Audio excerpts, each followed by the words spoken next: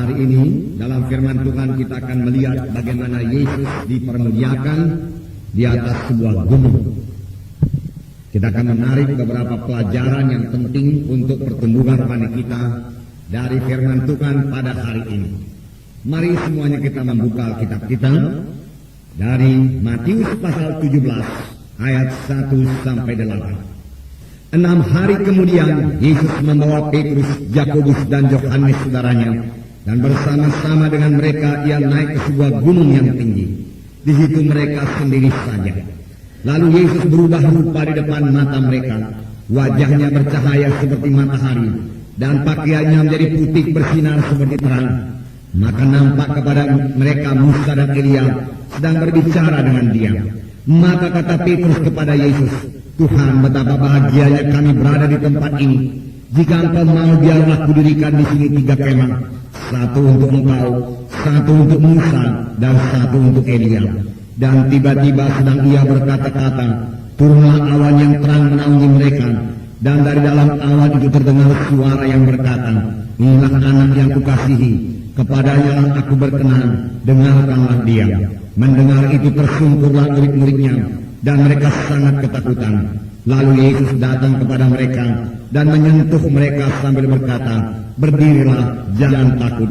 Dan ketika mereka mengangkat kepala, mereka tidak melihat seorang pun kecuali Yesus seorang diri. Sampai di situ dulu. Nah, di sini kita melihat para Tuhan Yesus dipermuliakan di atas sebuah gunung. Dia membawa murid-muridnya Petrus, Yakobus dan Yohanes naik ke atas gunung yang tinggi. Dan di atas gunung yang tinggi ini, saudaraku, tiba-tiba rupa Yesus berubah. Wajahnya menjadi bersinar-sinar dan pakaiannya menjadi putih sekali dan sangat mulia, saudara. Dan nampak juga kepada mereka Musa dan Elia berkata-kata dengan Tuhan Yesus. Petrus merasa begitu sukacita sehingga Petrus berkata, "Tuhan, biarlah kita terus di sini. Biarlah kubuatkan 3 kemah, satu untuk Engkau Tuhan, satu untuk Musa, satu untuk Elia." Sebenarnya Petrus tidak tahu apa yang dikatakannya itu. Dia hanya dipenuhi oleh sukacita dan kemuliaan Tuhan meliputi dia. Kemudian, saudaraku, tiba-tiba datanglah awan menaungi mereka, saudaraku, sehingga mereka semua tersungkur. Kemudian kedengaran suara dari surga yang berkata, "Inilah anakku yang kukasihi, kepadanya lah aku berkenan, dengarkanlah dia." Lalu, saudaraku, Yesus, saudaraku, membangunkan mereka, dan mereka hanya melihat Yesus sendiri saja di tempat itu, saudara.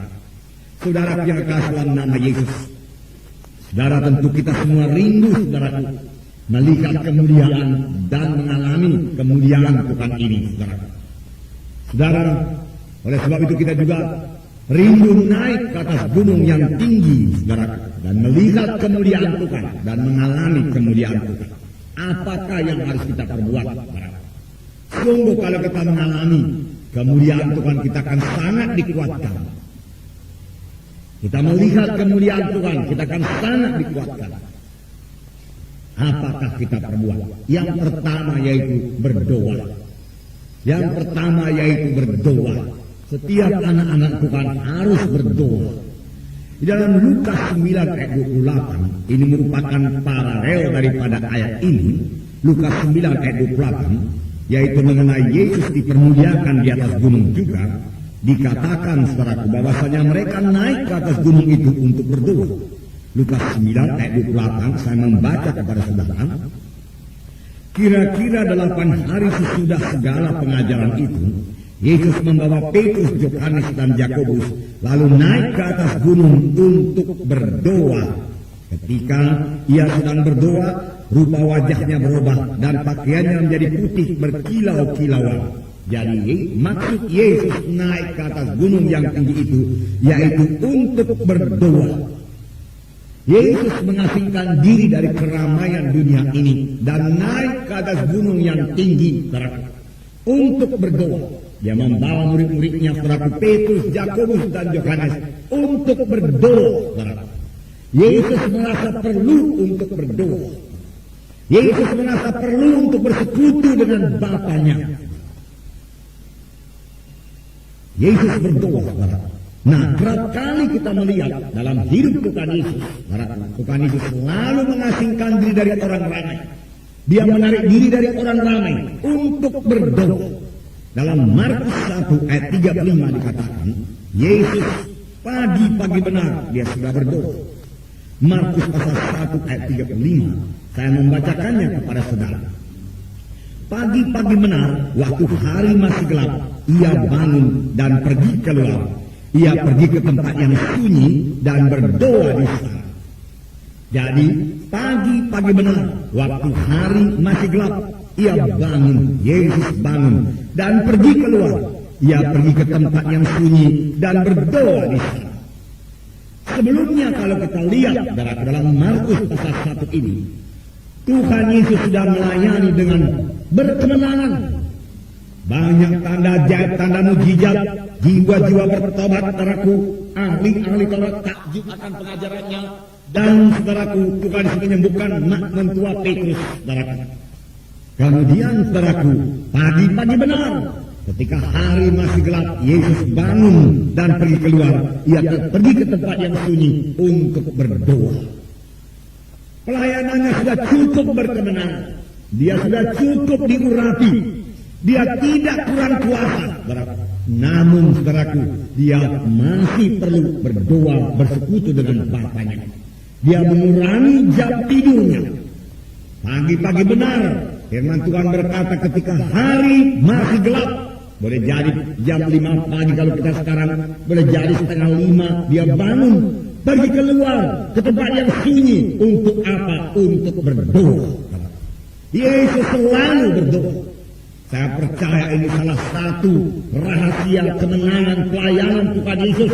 Rahasia keberhasilan pelayanan Tuhan Yesus, saudaraku, di bumi ini, saudaraku.